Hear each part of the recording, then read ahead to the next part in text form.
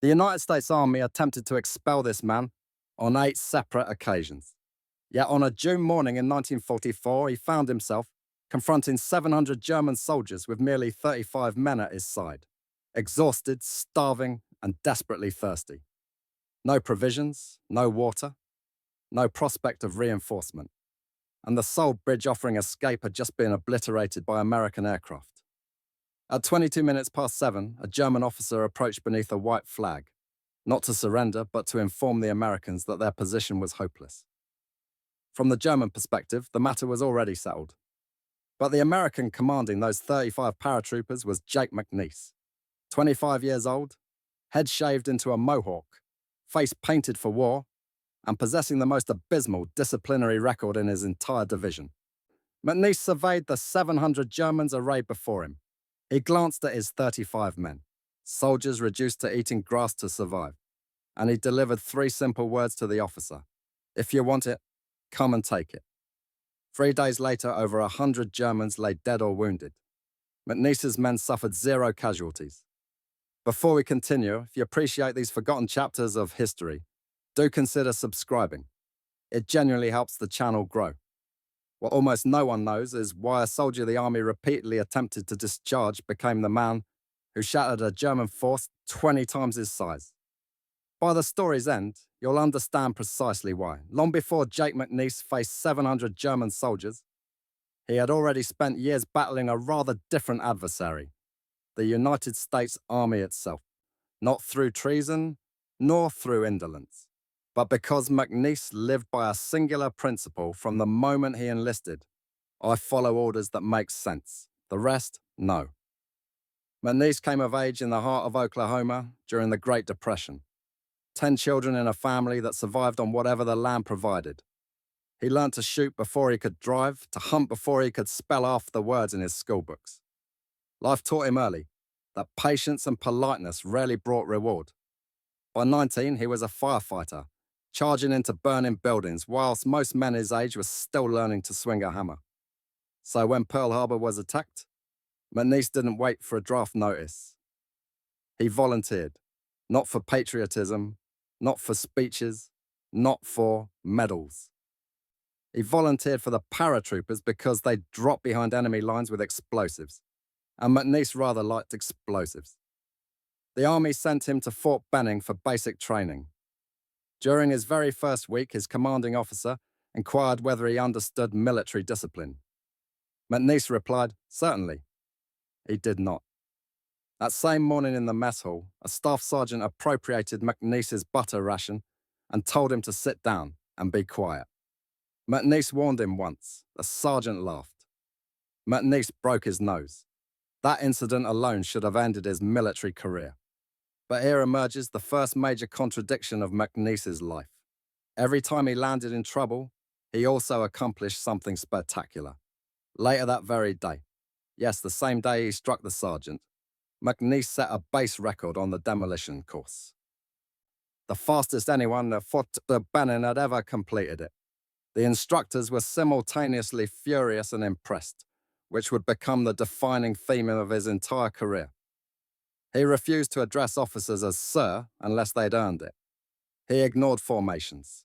He ignored salutes. He ignored any regulation that didn't help him kill the enemy more efficiently. When a lieutenant finally snapped and demanded to know why McNiece couldn't behave like a normal soldier, McNiece replied, "I'm here to kill Nazis, not polish boots." That line circulated round the base faster than schoolyard gossip. But it also forced the brass to confront an uncomfortable problem. McNiece wasn't merely difficult. He was too valuable to discard. He shot better than nearly everyone. He ran farther than nearly everyone. He could march with 60 pounds for miles without flagging. And during hand-to-hand training, there were instructors who quietly hoped they wouldn't be paired with him. So rather than dismissing him, the army attempted something unusual. They isolated him. They assigned him his own platoon, his own barracks, his own corner of the 101st Airborne, largely to prevent his attitude from infecting the rest of the division. And whenever another soldier appeared who also couldn't follow the rules, the brawlers, the troublemakers, the men brilliant in combat, and hopeless everywhere else, The army shipped them straight to McNiece.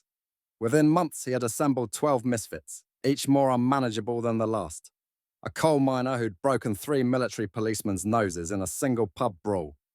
A multilingual black market operator from New York who could interrogate prisoners better than officers twice his rank. A demolitions enthusiast who'd blown up a latrine simply to observe the blast pattern. A boxing champion from Chicago who'd won 14 documented fights during basic training. Together they became known as the Filthy 13. Dirty, disobedient, chaotic in uniform, and the best performing platoon at Fort Benning. They shot better, ran harder, fought longer, and ignored every social convention the army possessed. McNiece never pretended he was building good soldiers. He was building a pack. A group bound not by salutes and protocols, but by one rule. Be exceptionally good at your job or leave. Officers despised it. Some wanted McNiece court-martialed. Some wanted him studied. Most wanted him transferred far away. But here's what almost nobody realizes. Every time McNiece broke a rule, he proved another one useless. And the army, especially the officers who actually had to win battles, began to take notice. If you're finding this fascinating, do consider subscribing. It helps us uncover more stories like this one. This is the foundation for everything that follows. Because before McNiece ever faced 700 Germans, the army had already discovered one fundamental truth. They couldn't control him. But they couldn't replace him either. McNiece didn't build the Filthy 13 deliberately. The army constructed it for him by accident. Every time a troublemaker appeared at Fort Benning, every time a soldier refused orders, every time someone struck the wrong person or violated the wrong regulation, officers glanced at their clipboards, sighed, and said the same thing. Send him to McNiece. At first, it was punishment. Then it became pattern. Eventually, it became pipeline. And within 6 months, McNiece commanded a platoon so chaotic that officers avoided their barracks as if it were plague-ridden. Consider the men the army accidentally handed him. Jack Weimer, a Pennsylvania coal miner built like mining equipment itself. Weimer once brawled with 3 military policemen simultaneously over a card game and broke all 3 noses. No weapons, no warning, just 3 shattered faces. He proved to be the finest marksman in the entire 101st Airborne. Then Charles Plowdow, a multilingual immigrant from New York. He spoke English, Italian, French, and German. He also operated a black market ring, secretly selling army supplies to civilians. Rather than imprisoning him, the army realized he could interrogate prisoners better than anyone, so they sent him to McNiece. Next came Robert Cohn from Tennessee, a demolitions expert with a scientist's curiosity and a 10-year-old's judgment. He destroyed a latrine, not from anger, not by accident, but to observe the explosion pattern. The army didn't even reprimand him. They examined his report and transferred him straight to McNiece. Then Joe Oleskowitz, a Chicago street fighter, a man whose fists possessed their own service record. He engaged in 14 fistfights during basic training, won all 14. The instructors simply surrendered and sent him to McNiece. And these were merely the first few. Everyone possessed the same problem, too talented to discharge, too wild to place with regular troops. To everyone else, they were headaches. To McNiece, they were perfect. Because McNiece understood something most officers, even capable ones, never grasped. Obedience and discipline are not the same thing. Obedience is about doing exactly what you're told. Discipline is about doing what needs doing. McNiece didn't want obedient men.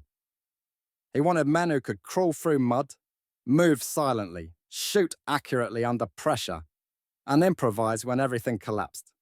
Men who wouldn't freeze when plans disintegrated or orders ceased making sense. So he trained them like warriors, not soldiers. No parade drills, no polished boots, no useless formalities. The Filthy 13 ran farther than any other platoon. They carried more weight. They fought harder during sparring. They shot until their shoulders ached. They completed so many forced marches that other units began timing themselves against McNiece's pack. McNiece operated the platoon like a wolf pack, Not a chain of command. No elaborate ranks, no shouting matches. Only one question mattered. Can you pull your weight? If a man couldn't, McNiece didn't file paperwork. He didn't complain to an officer. He simply walked the chap to the field's edge and told him to join a different platoon. Brutal but effective. And here's the peculiar thing. The army loathed everything McNiece was doing, but they couldn't dispute the results. Whenever the 101st Airborne held qualification tests, marksmanship, demolitions, hand-to-hand combat, endurance, McNiece's misfits finished at the top every single time. The only category they consistently failed. Uniform inspections, because none of them cared. Word spread rapidly. Other soldiers came to observe their training. Officers debated them in the mess hall. Some wanted the entire platoon court-martialed. Others wanted to study how the devil McNiece kept transforming rejects into elite performers. But McNiece saw no magic in it. To him, it was straightforward. If you build a team of men unafraid to question orders, unafraid to fight dirty, and unafraid to push themselves to the edge, you end up with a group that can survive situations the army never prepared them for. Situations like jumping into Normandy at midnight, fighting hundreds of German troops without supplies, and holding the line when the entire front collapses. A quick note, if you're enjoying this, subscribing genuinely does make a difference.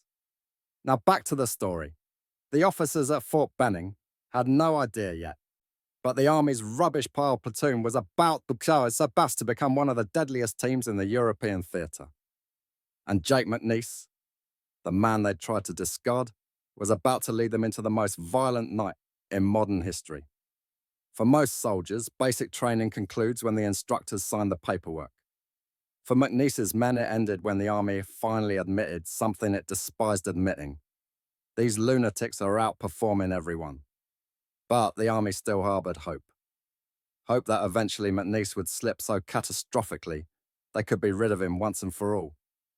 They didn't wait long. One night before deployment, McNiece and his men visited a pub near Fort Benning.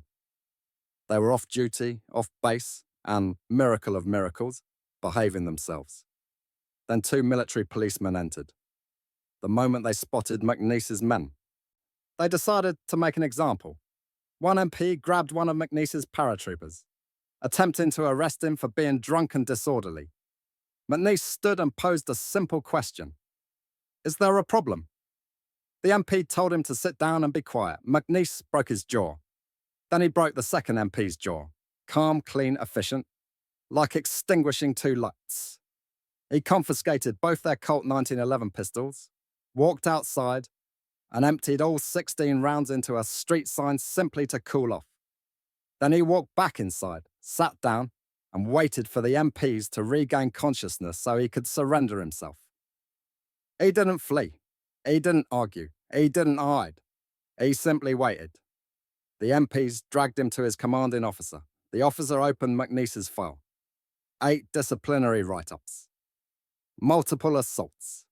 Constant insubordination. On paper, McNiece was finished. Court-martial, discharge, career ended.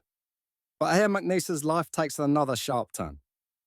Rather than terminating his service, the officer made McNiece an offer so absurd that even McNiece blinked. There existed an old record, a 136-mile march from Fort Benning to another base. Almost nobody had ever completed it.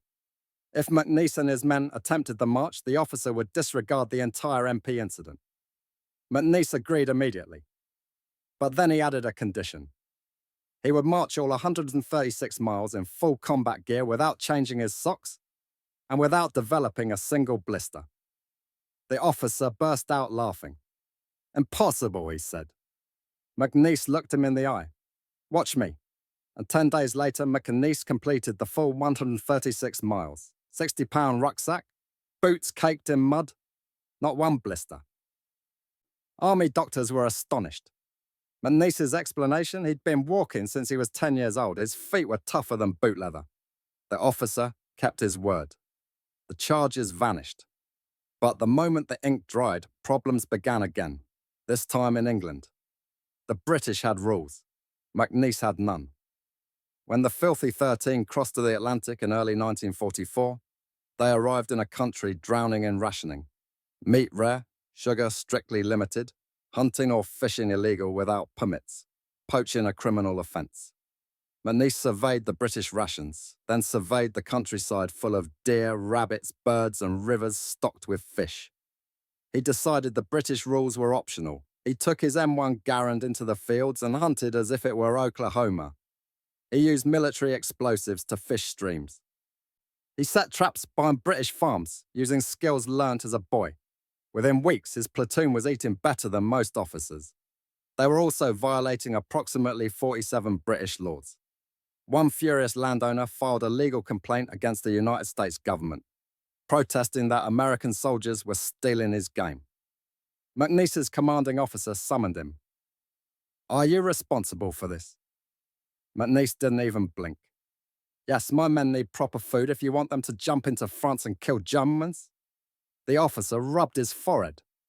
"What do you expect me to do? This is a serious legal complaint." McNiece shrugged. "You could send me on a suicide jump into German territory. I wouldn't mind that." And that was it. You can't threaten a man with danger when danger is precisely why he enlisted.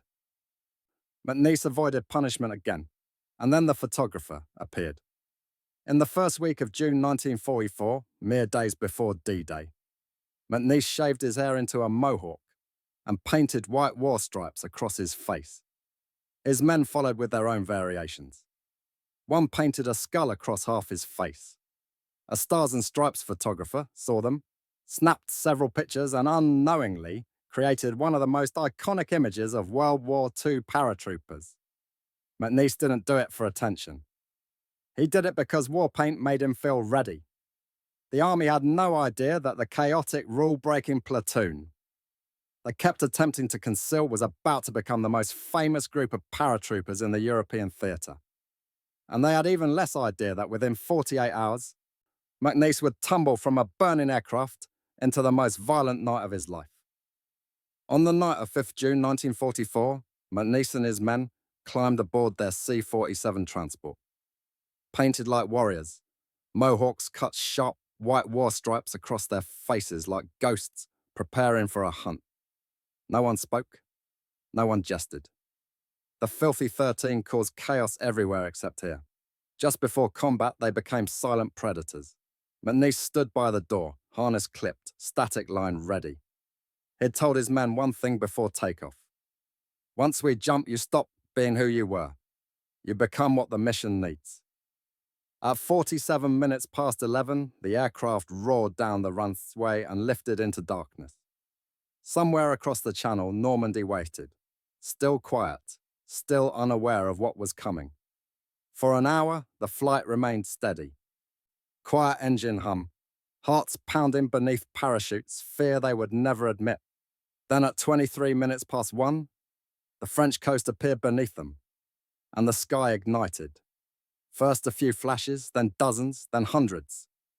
The Germans had spotted the formation. 88mm flak guns began firing, transforming the night sky into a storm of exploding fireballs. Tracer rounds clawed upward like red-hot talons raking the darkness. Shrapnel hammered the fuselage. The C-47s shook violently. "Hook up, it's us," the jumpmaster yelled. McNiece and his men clipped their static lines onto the cable overhead. The red light glowed. The aircraft lurched again, harder. The jumpmaster braced himself against the wall, struggling to remain upright. And then, without warning, the world turned white. At 26 minutes past 1, an 88mm shell struck the fuel tank. The explosion tore the aircraft apart. Fire rushed through the cabin, the tail section ripped away. Men who weren't clipped in were hurled into the night sky like ragdolls. The aircraft ceased being an aircraft and became debris scattered across the air. McNiece was standing in the door when the blast hit. The force threw him backward out into open air. He didn't even register the wind at first. Just shock, heat and weightlessness. His static line snapped taut, yanking his parachute open, but it wasn't a clean deployment.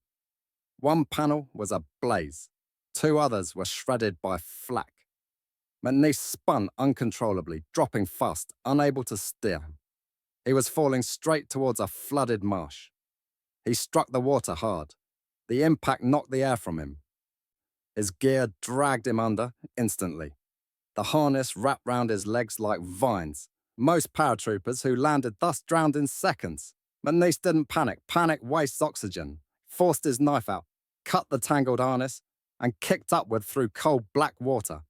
He broke the surface, gasping just as flaming debris from the exploding aircraft splashed into the marsh around him.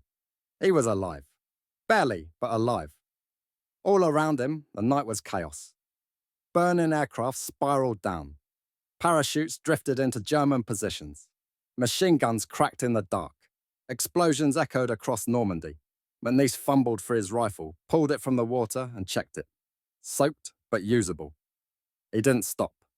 He started moving. For hours, McNiece crawled, sprinted, and cut through hedgerows searching for survivors. He found them one by one. Wermer, Plaudo, Kone, Oleskiewicz, a few more. 9 men total. 4 were dead. The rest scattered across the countryside. 9 survivors. McNiece gathered them in a ditch, faces streaked with mud, smoke, and war paint washed half away. Then he told them the mission. We're taking the bridge at Chef du Pont. We hold it. No Germans get through. Intelligence reported at least 200 German troops defended the area. McNiece had 9. He didn't hesitate. We attack anyway. At 34 minutes past 6, McNiece's tiny group began hunting through the hedgerows.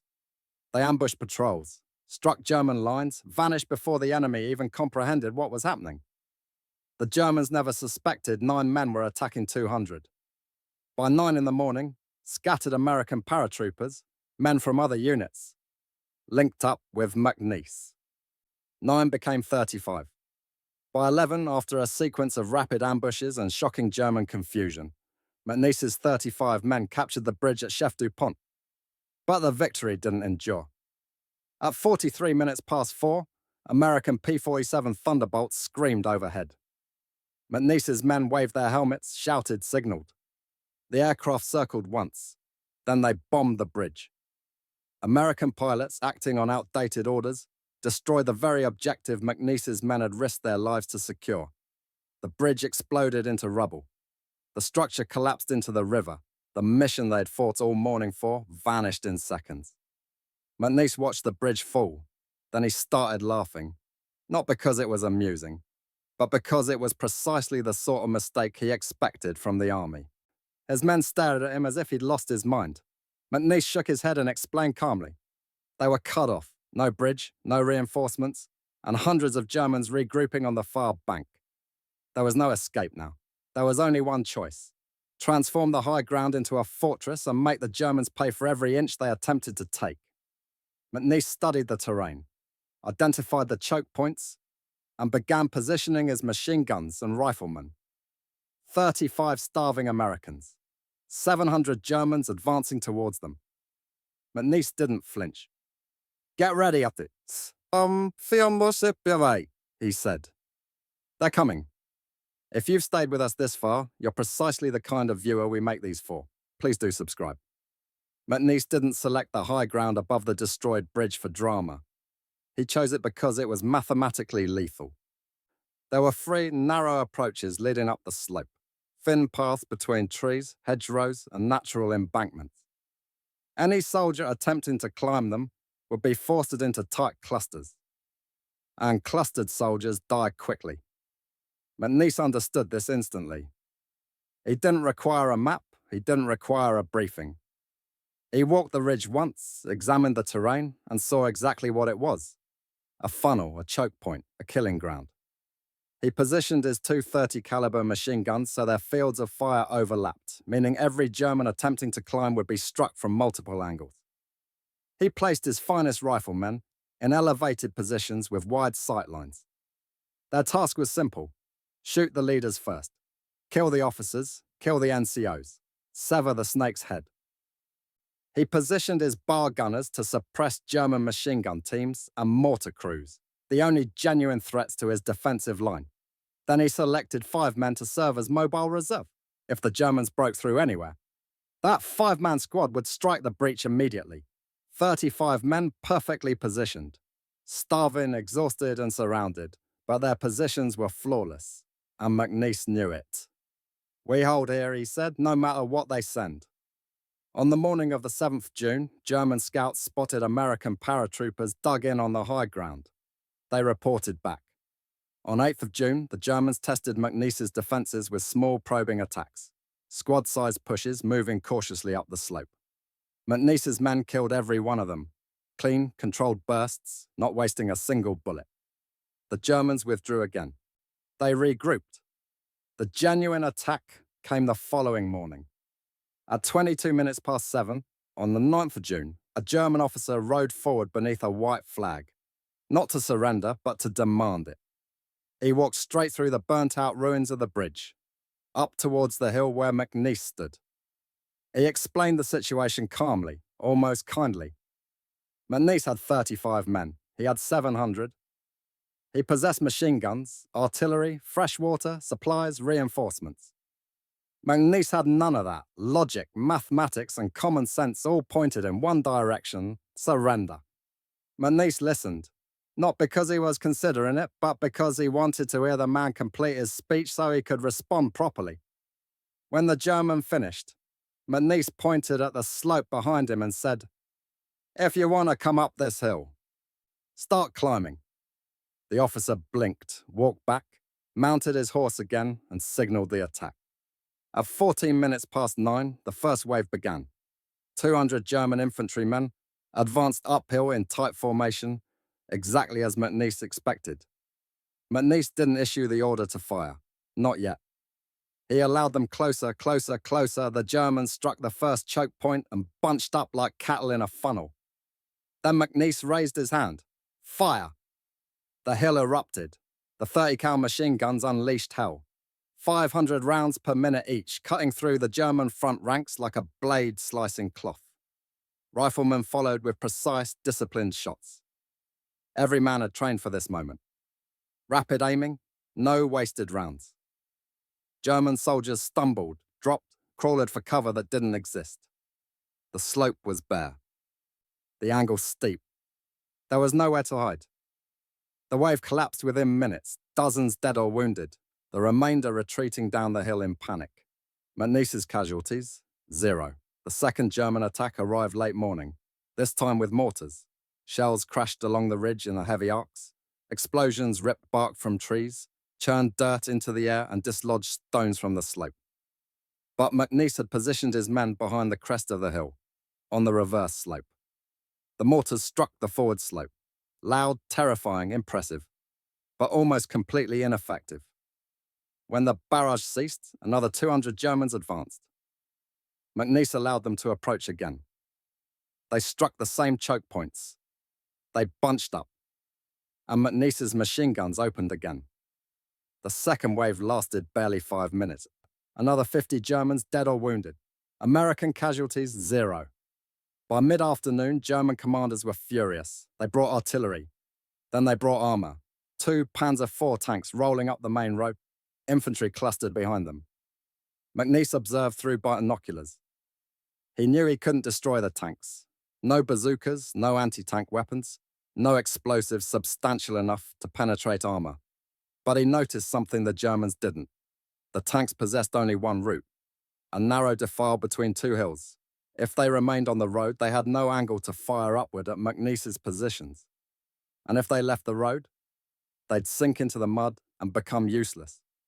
So McNiece issued a simple order. Ignore the tanks. Kill the infantry. When the tanks reached the defile, McNiece's machine guns opened, not at the armor, but at the infantry using the tanks as shields. German soldiers fell immediately, scrambling for cover that wasn't there. The tanks rumbled forward alone, blind, without support, firing 75mm shells that could not elevate sufficiently to reach the reverse slope. Thunderous blasts tore into the forward hill. Dirt erupted, trees shattered. But McNiece's men remained untouched behind the crest. After 30 minutes of futile shelling, both tanks withdrew.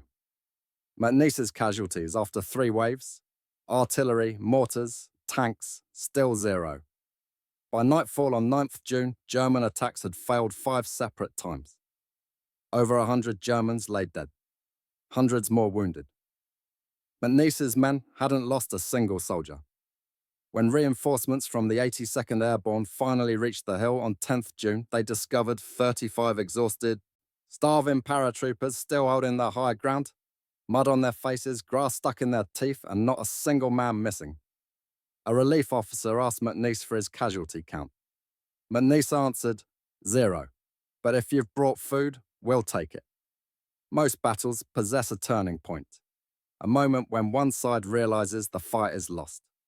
At the hill above the destroyed bridge, that moment never arrived for McNiece's men. They were too stubborn, too hungry, too angry to notice they were supposed to die. For the Germans, however, that moment came slowly, wave after wave, until they were forced to admit something that should have been impossible. They were losing to 35 starving, dehydrated paratroopers. 6 months after Normandy, most of McNiece's original Filthy 13 were dead, wounded, or scattered into other units. Only 4 of the original crew remained. McNiece had survived an aircraft explosion, a flooded landing, the bridge assault, and 72 hours of combat holding a hill against a German battalion.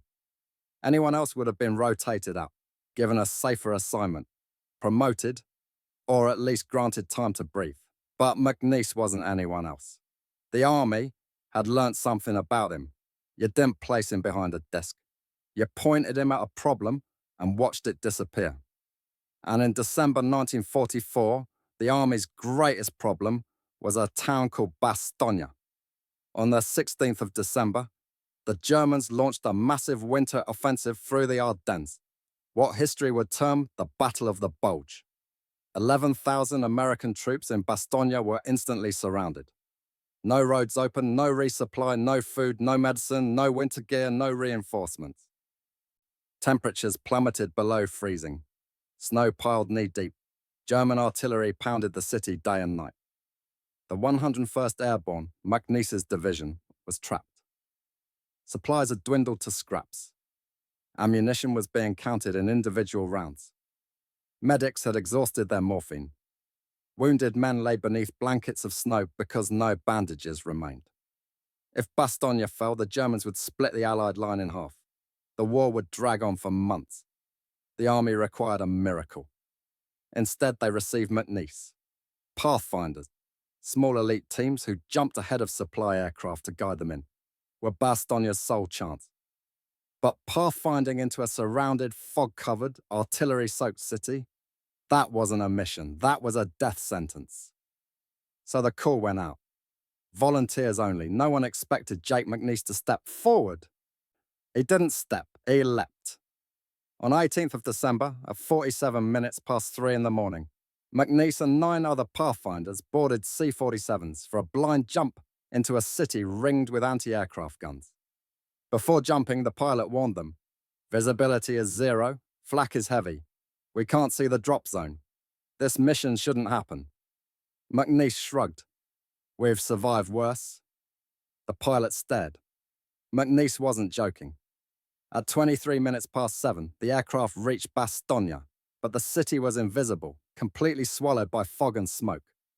The pilot shouted towards the rear, "I can't see the ground." The jumpmaster looked at McNiece and his men. "We go anyway." McNiece didn't hesitate. He stepped out into a world of misfits. There was no horizon, no landmarks, no sensation of falling, just endless fog swallowing everything. Then, the ground struck him like a fist. McNiece rolled, stood, and realized he was in the middle of American lines. Soldiers from the 101st stared at him, stunned. Who the hell jumps into Bastogne right now? McNiece brushed snow from his jacket. Any idea where the Germans are? The soldier pointed around him in a slow circle. All round us, McNiece nodded. Good, saves us time. For the next 2 hours, he jogged through ruined streets, dodging incoming artillery, bullets zipping between buildings, searching alleyways, battlements, snowdrifts. He found one pathfinder crawling through snow, another hiding behind a collapsed barn, another limping through smoke. By 9 o'clock, McNiece had gathered 8 out of 10. 2 were dead, 8 was sufficient. McNiece divided them into 2 teams, one on the city's east side, one on the west, establishing radio beacons inside shattered buildings, on rooftops, behind frozen wreckage. If the Germans triangulated their signal, they'd bombard them instantly, so the teams bounced signals between each other to disguise exact locations. This was threading a needle in a hurricane. At 17 minutes past 10, McNiece made his first radio call. Bastogne to Allied Command. We are surrounded. We are holding. Request immediate resupply. The reply arrived faster than expected. Supplies en route. Hold signal steady. At 34 minutes past 11, the first C-47 broke through the clouds, flying so low the treetops shook. German flak erupted instantly. Shells burst round the aircraft. But the pilot kept coming. He kicked supply bundles from the bay. Food, ammunition, medicine, and somehow survived the climb out. The bundles landed inside American lines. McNiece exhaled for the first time in hours. It worked. McNiece called in another drop. Then another, then another. The fog never lifted. The artillery never ceased. German snipers fired at shapes in the white. Flak guns blasted at shadows in the sky. But the C-47s kept coming. Guided solely by the weak beacons McNiece's teams kept alive. Pilots flew so low that men on the ground could see frost forming on the wings. McNiece and his pathfinders remained awake through the entire night, adjusting signals, relocating equipment, dodging bombs, coordinating drop after drop. By 20th December, at 17 minutes past 10, they had accomplished something thought impossible. 247 successful resupply drops. Thousands of pounds of ammunition, thousands of pounds of rations, crates of medical supplies, winter gear, radio batteries, fuel cans, bandages. Everything Bastogne required to survive. Thanks to McNiece, the 101st Airborne continued fighting. They held the line. They refused to surrender, and when General Patton's tanks finally broke through to relieve the city, on 26th of December, the men of Bastogne were still alive, because of McNiece. Pathfinder operations were classified. No one outside a tiny circle knew what McNiece had accomplished. He didn't receive a medal. He didn't receive a ceremony. He didn't receive a promotion. He didn't care. He had kept 11,000 American soldiers alive. And to McNiece, that was sufficient. When Germany finally collapsed in May 1945, McNiece should have returned home a celebrated hero.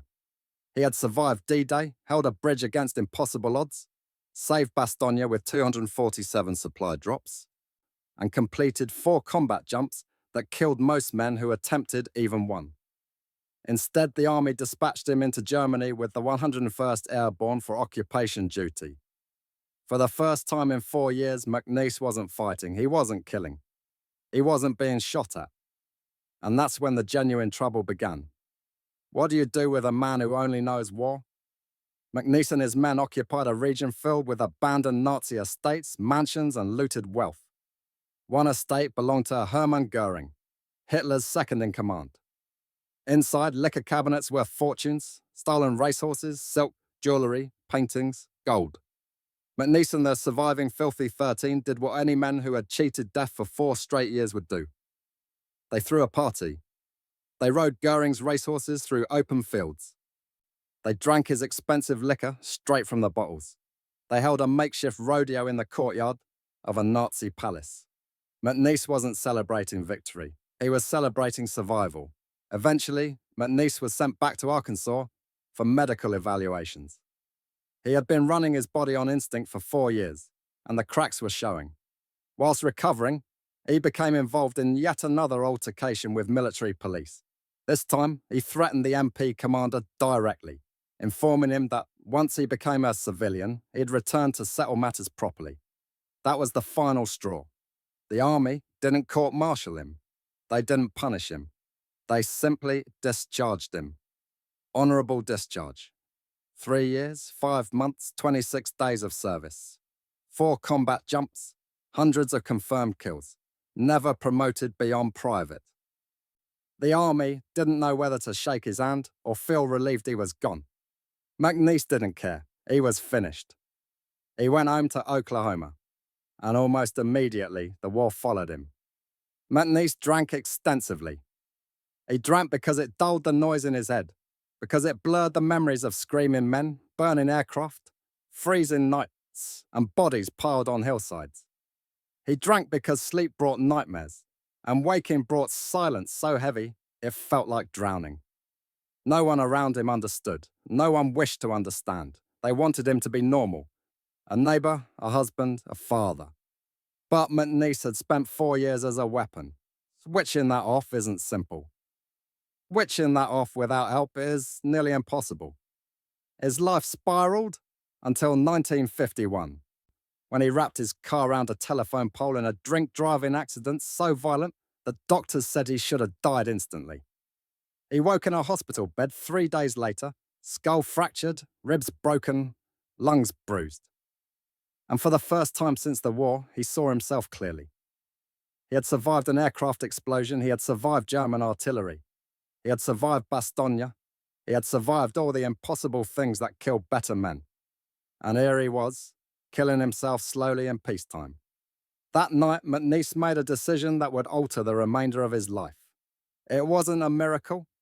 It wasn't a religious vision. It wasn't a dramatic epiphany. He simply decided, if I'm still alive, perhaps I'm supposed to do something better than this. He quit drinking. Cold, immediate, permanent. 6 months later, he married Mary Catherine, a local Oklahoma girl. She knew he had served. She knew he had jumped into fronts. But she didn't know the details. McNiece never told her. He never told anyone. He didn't want his children growing up believing that war was heroic. He didn't want them worshipping violence. He didn't want them thinking that killing, no matter how justified, was something to admire. So he built a different life. He worked at the Ponca City Post Office, sorted mail, sold stamps, coached Little League, attended church every Sunday, raised 3 children who had no idea their father had once held off 700 German soldiers with 35 men. For 40 years, he lived quietly. No medals on the wall, no stories at dinner, no trace of the warrior he had once been. Jake McNiece simply disappeared into normal life, exactly as he wanted. Jake McNiece died in 2013 at the age of 93. By then, he'd spent 4 decades sorting letters in a quiet Oklahoma post office, raising children who had no idea their father had once jumped into burning skies, laughed in the face of impossible odds, and saved thousands of American lives. To his colleagues, he was the friendly man who sold stamps. To his neighbors, he was the quiet chap who attended church every Sunday. To the town, he was nobody special. And that's precisely how McNiece wanted it. He didn't want medals. He didn't want recognition. He didn't want strangers shaking his hand for things they didn't understand. He wanted peace. He wanted breakfast. He wanted to raise his children without the shadow of war hanging over them. But here is the strange, almost unbelievable truth. The United States Army attempted to expel Jake McNiece at different times. And every time they failed, history moved a little. If McNiece hadn't survived that aircraft explosion, if he hadn't held the hill against 700 Germans, if he hadn't jumped into Bastogne and guided 247 supply drops, if he hadn't defied every regulation that didn't make sense, thousands of Americans would not have made it home. And McNiece never boasted about any of it, because to him, war wasn't glory. War was something you survived, something you endured, something you never wished upon the generation after you. He wanted to kill Nazis, eat breakfast, and go home. He accomplished all 3. So if you're still here listening to this story, you're helping preserve the memory of men like McNiece. Men who didn't fit the mold, who didn't play by the rules, but who changed the war regardless. If someone in your family served, or if you simply care about forgotten eras, do leave a comment. Tell us where you're listening from. Every single comment helps show this story to someone new, so McNiece's name doesn't fade the way he tried to.